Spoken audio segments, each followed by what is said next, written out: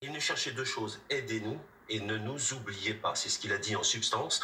Aidez-nous, le pays a besoin urgent d'armes, alors que les aides promises par l'Union européenne et par les États-Unis sont bloquées. Alors cette aide de 50 milliards d'euros promise par l'Union européenne est bloquée par un veto de la Hongrie. Et du côté de Washington, donc c'est 60 milliards de dollars d'aide qui sont bloqués au Congrès par des républicains. Alors Anthony Blinken a vu Zelensky à Davos. Il lui a promis le maintien du soutien américain, mais quand même, pour l'instant, cet argent est toujours bloqué. Deuxième message, donc ne nous oubliez pas, c'est un message qui est adressé sous forme d'avertissement aux sceptiques qui estiment que l'Ukraine ne parviendra pas à gagner la guerre et qu'il est temps de négocier. Je vous propose d'écouter un extrait de Volodymyr Zelensky qui s'exprimait tout à l'heure à Davos. Je vous rappelle qu'après 2014, des tentatives ont été faites pour geler la guerre dans le Donbass. Et il y avait des garants très influents, la chancelière allemande et le président français. Mais Poutine est un prédateur qui ne se contente pas de produits congelés. Alors ça aussi, c'est peut-être un message indirect adressé donc à Donald Trump, hein, qui vient de vaincre largement donc lors du caucus républicain de l'Iowa, puisque Donald Trump lui se vante de régler la question de la guerre en 24 heures.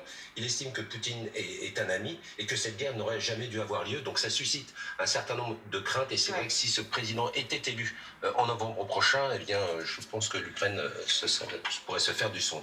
Justement, on en est où précisément sur la situation sur le front en Ukraine?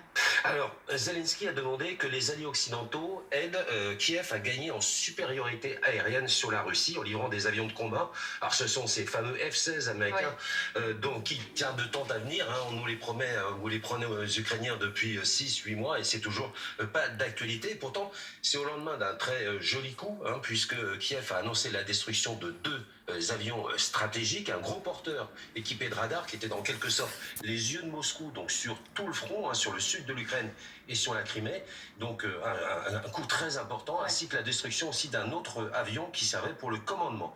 Alors ces F-16, tant promis, eh bien, ils permettraient à l'Ukraine justement de reprendre un peu d'aisance et de maîtrise au niveau aérien. En revanche, sur le sol, c'est vrai que pour l'instant, c'est difficile pour Kiev.